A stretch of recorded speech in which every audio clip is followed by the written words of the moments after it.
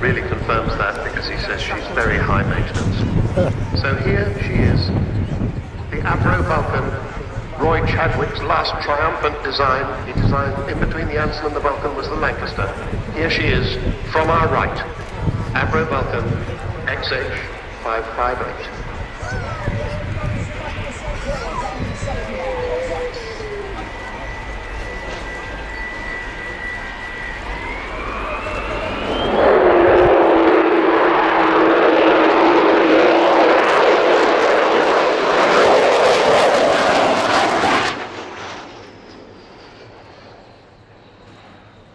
Got it again.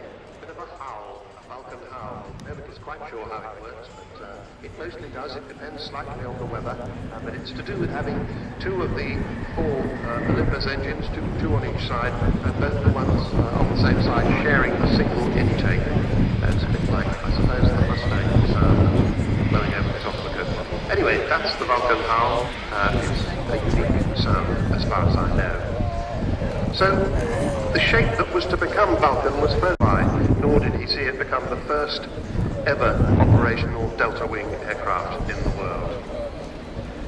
And she flew in 1952, only 11 years after the Lancaster, 1941. Yet if you compare the two of them, they might as well have come from different planets. A quite extraordinary, forward-thinking design by Roy Chadwick.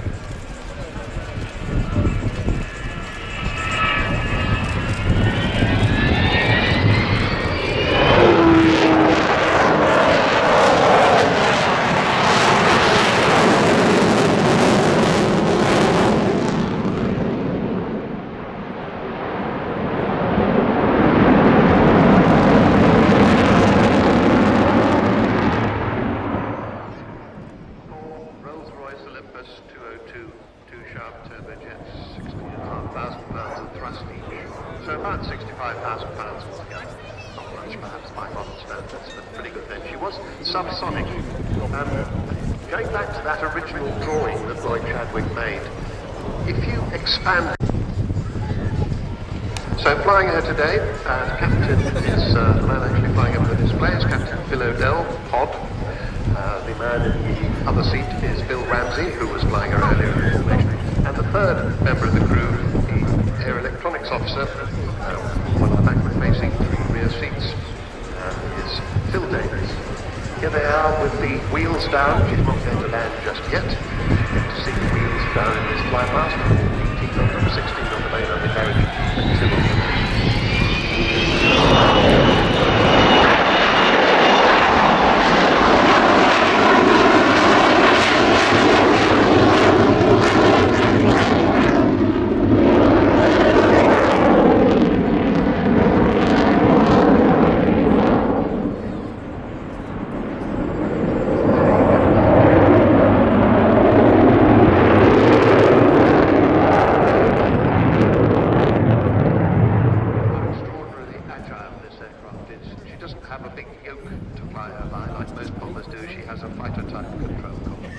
And in the early days, the test pilots used to roll her even at the Farnborough Air Show. That was rather frowned on. It hasn't been done since, as far as I know. Now, I think the next time she comes, she will be opening her bomb bay as she goes past us this time. There it is, the bomb bay is opening. You can see that. You see how big it is. It's absolutely enormous. It's the heart of the bomber. That's what it's there to do. So that carried 21 1,000-pound bombs. Of course, it originally carried nuclear bombs as well. But after she handed that responsibility over to the Royal Navy, she became a conventional bomber. And of course, right at the end of her service career in 1982, Martin Withers and his crew flew her from Ascension Island down to the Falkland Islands and dropped all 21 1,000-pound bombs on the Fort Stanley runway. They hit the runway with 2. That was par for the course. These are wartime bombs, clever guided stuff. If you wanted to hit a particular target, you took a lot of bombs there, and that's what she did. She was supported by 11 Victor tankers. It's 7,760 miles round trip, about the same distance as from here to Bali or Hong Kong. And it took altogether 18 air-to-air refuels. Quite extraordinary. event. As she comes back, I think we'll see Bill Davies closing the bomb bay. So he's got people's names in it. So it's wonderful.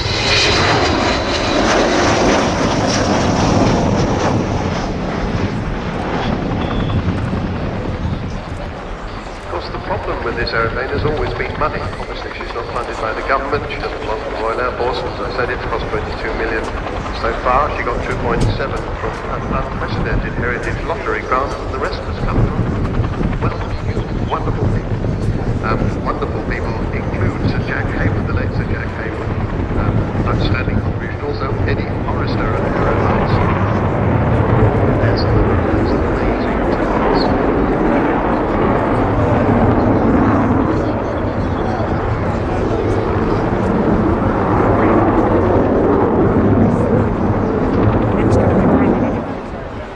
Saying this is her last season, and the reason for that is that the three technical authority companies who have responsibility for BAE Systems, Marshall Aerospace Defence Group and Rolls-Royce, it is they that have finally decided that her illustrious flying life is coming to a close. They have decided to cease their support at the end of this season, and without that support, under Civil Aviation Authority regulations, Vulcan will be prohibited from flying. It isn't about funding, it's not about the supply of parts, it is about management with third parties.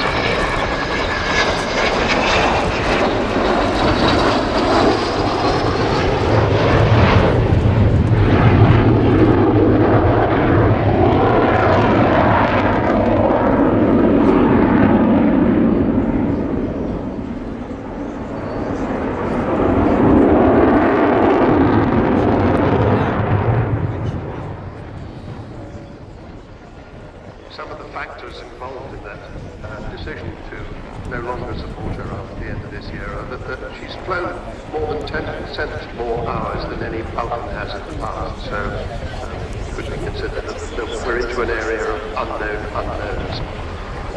So that will be it at the end of the year. She's got a very full program between now and then. There are lots of other opportunities to see her.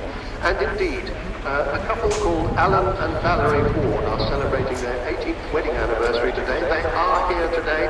It's the first of several shows at which they're going to see Vulcan this year. They can't think of a better way to spend their anniversary day. They are indeed very proud Vulcan supporters. So, Alan and Valerie, congratulations and thanks for all your support. And indeed, thanks to everybody else for all their support over the years. She's still being enjoyed by something like 3 million people every year, probably more this year. That's an increase of 50% on 3 years ago.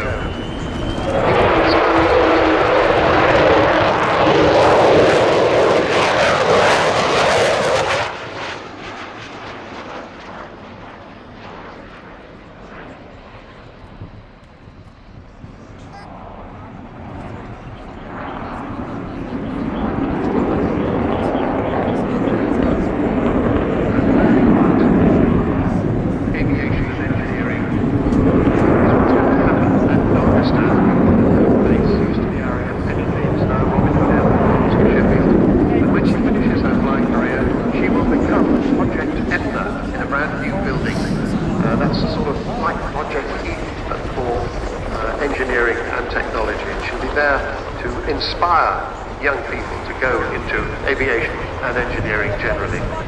Etna, the reason for the name, and I'm ashamed to say I didn't cotton onto it myself, is that Etna was the workshop. Mount Etna, the volcano, was the workshop of the god Vulcan. So how suitable is that? Now, I'm waiting to see her wheels coming down because I think she's going to land, and we will have a special treat today, at least I hope we will. The undercarriage is coming down now because we're going to see her land and stream her braking parachute, I hope. They don't do this very often because it's very expensive, at least a couple of grand, but I hope they're going to do it today. I was wrong about the undercarriage. Now the undercarriage is coming down.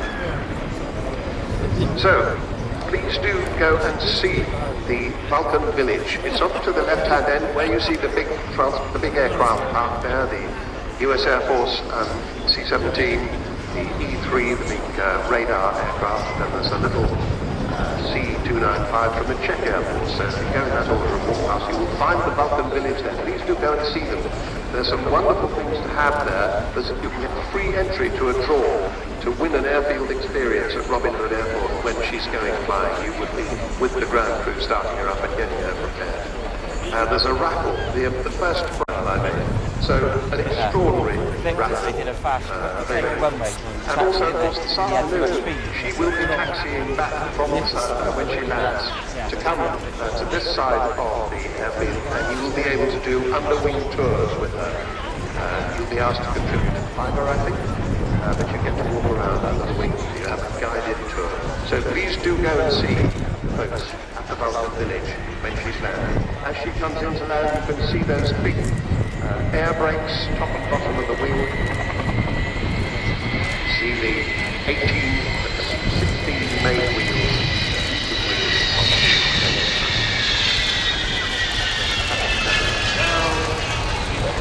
And there is the braking parachute.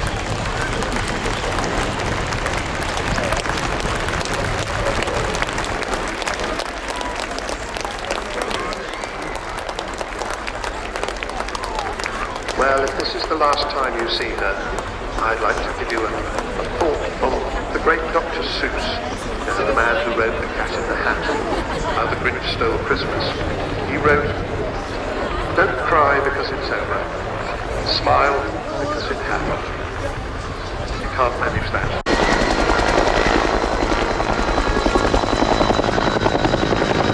On the 12th of July, A413 was finally transported back to the UK on the ship Tall Caledonia, where it arrived some months later, safe and sound, although not for long.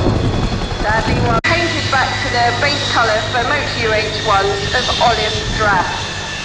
This is partly out of respect for the conflicts in which the type was most prolific, combined with the unlikely probability of the Argentine government giving permission for it to be returned to its original markings. Yeah, having a bit of trouble competing with the taxiing Vulcan there as well, Sam. You can't do much about that taxi, but it's an amazing machine. I think Mark is